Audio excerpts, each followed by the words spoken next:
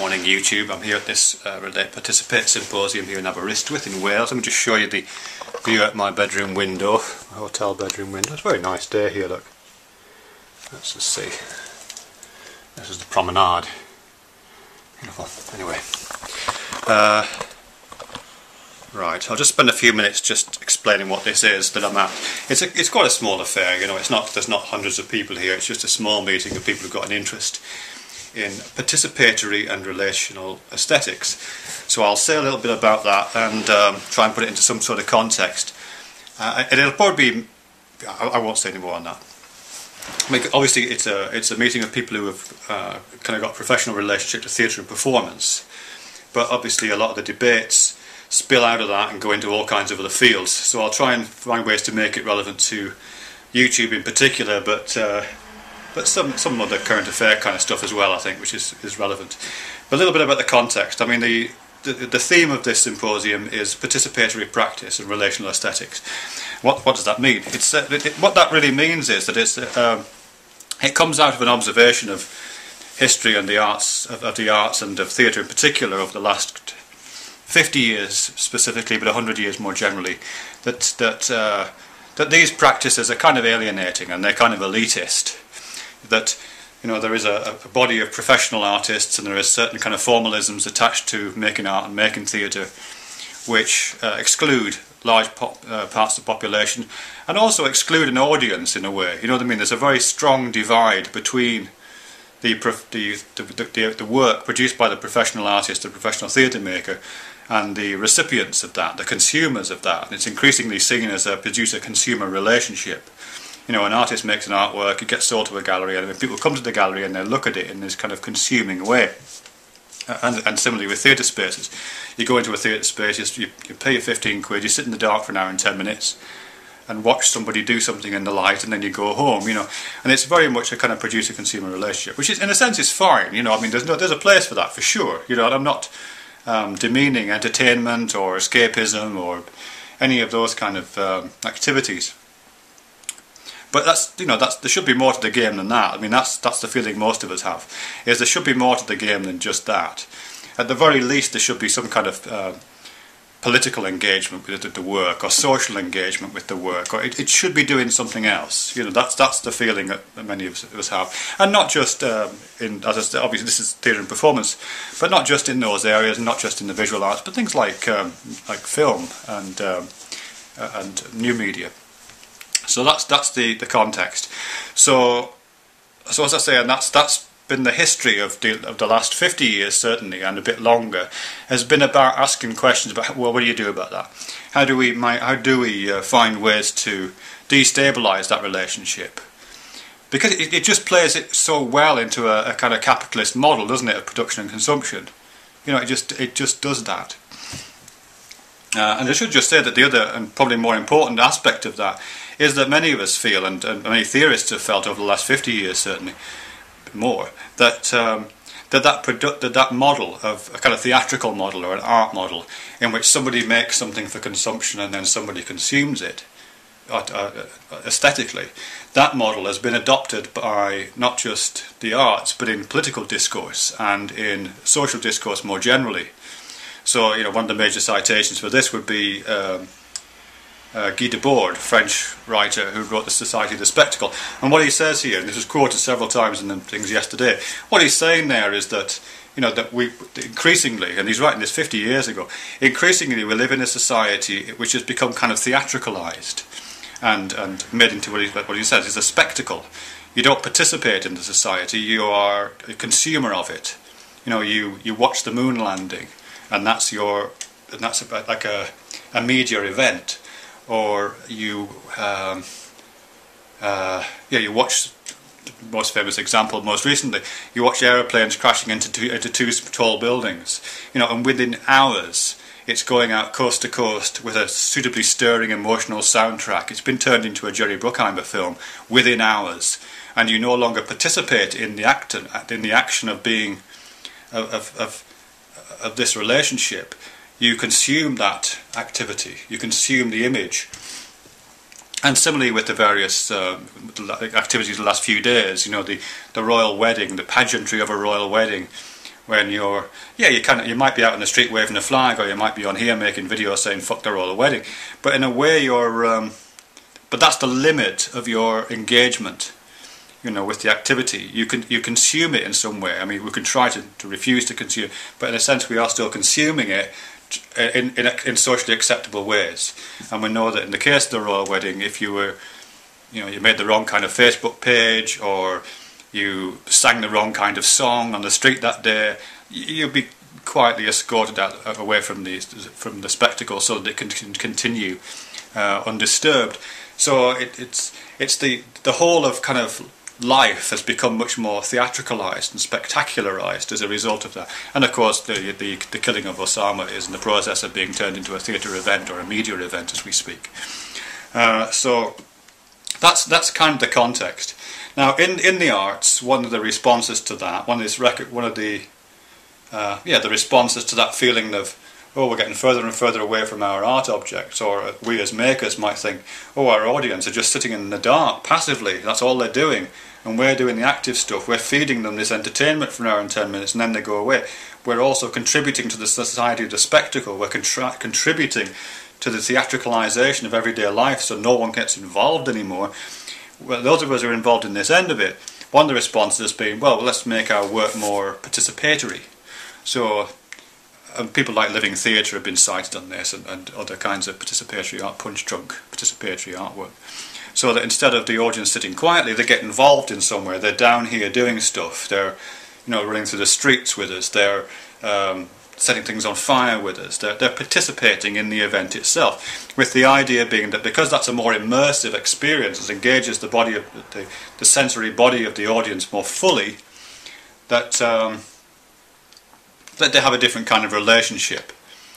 That hasn't really been explored. Personally, I don't see the connection. I think, you know, if you're immersing someone in a spectacle, it's no better than just showing them a spectacle, is it? That's my slight feeling on that. But there certainly has been a large body of participatory work practiced over the last 20 or 30, 40 years, in which just that kind of move has been made. We don't want you sitting passively in the dark. We want you up on your feet, active and engaged and kind of co-creating. That's often how it's described, although I have problems with that term myself. So that's that aspect of participatory work, that the audience gets involved. Yeah, personally I don't think that breaks down the spectacular divide between, and I don't think there's any guarantee that would necessarily lead to political or social engagement. I don't see the connection. Okay, where else am I going with this? Yeah, I mean, one of the people who's been cited is Jacques Rancière, who I've made a couple of videos about, although not recently and not in this context. And one of the things he talks about is what he calls the emancipated spectator. He's got a book called The Emancipated Spectator. And basically what he's doing, he's critiquing that divide which I just kind of alluded to. This divide between the passive spectator who sits in the dark, or the passive gallery viewer who just like wanders through a gallery, and the work of art, the divide between the passivity of that person and the activity of someone who's more involved in a participatory work. You know, that if that's the kind of divide that's being held up, Jacques Rancière says, no, that divide isn't valid. Just because someone's sitting in the dark, or just because someone's standing motionless in front of a painting, doesn't mean to say they're not active. And conversely, just because someone's up on their feet running about holding a flaming torch or something like that, doesn't mean to say that they're active. They might be involved, their physicality might be involved, but it doesn't mean to say that they're any more active than the person who's sitting in the dark. And he says a better divide is over what he calls, as I said, the emancipated spectator. And this is one where the spectator at an event, you know, the viewer of a movie, the viewer in an art gallery, the listener in an auditorium, you know, the audience in the theatre, this spectator in those situations is either emancipated or they're not, and it's largely their condition that we're talking about. You know, how are they going into these events? And again, this has some of the history going back to people like Brecht. What's their mindset when they're going in, and how are they able to stay active in that moment? And what kind of an emancipation is it? And he really talks about it in terms of a kind of freedom and emancipation from being critically restricted. so that when you go to see a piece of work, whatever it is, or when you see a constructed media event, like a royal wedding or like a terrorist atrocity, when you see one of these things, how free are you to be able to critically engage with that? I mean, the way he describes it quite poetically, because he's that kind of a writer, but he says there's two poems going on. There's the poem that's being written by the work, or the poem that's being constructed by the media, and then there's the poem that's going on in the mind of the spectator, which is, in an emancipated spectator, is a reflective kind of poem. It's a poem in response, a poem of meaning making, sense making, interpretation. They're making those kind of poetic responses, and and ideally that can take many forms, and restriction shows up when some of those poems are repressed, as I would suggest they probably were a couple of days ago during the royal wedding celebrations. Some poems which didn't have the right kind of metre or didn't scan properly because they involved calling people fascists or they involved protest were suppressed. But nevertheless, these are responses.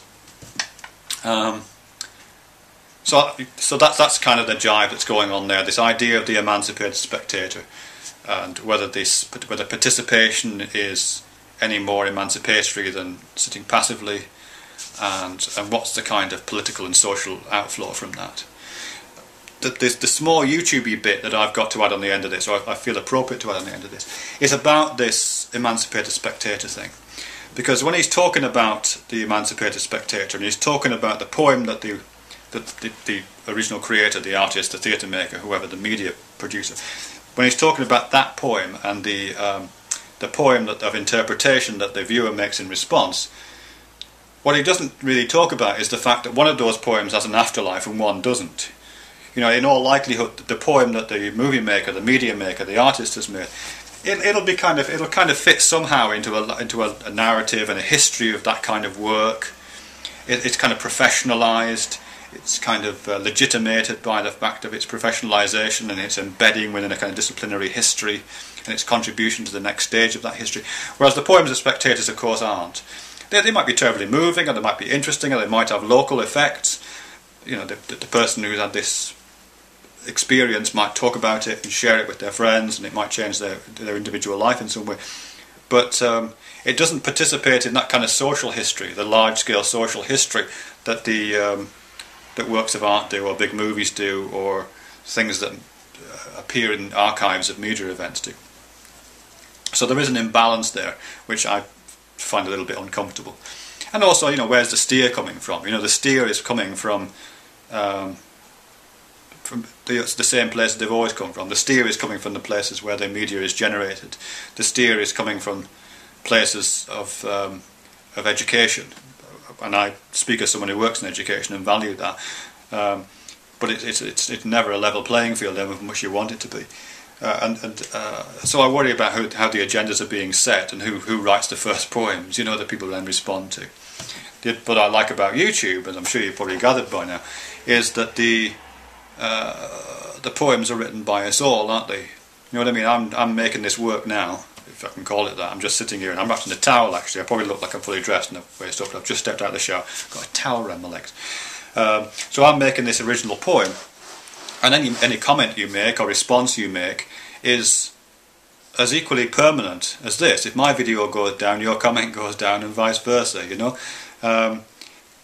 We're on a level playing field here. To the extent that you're emancipated as a spectator of this video, your emancipation is complete because you can make a video response, and your video response participates in exactly the same history as this originating video, and vice versa. I have no more right or status to make these, to give these comments authority, no more legitimacy in this media than you have.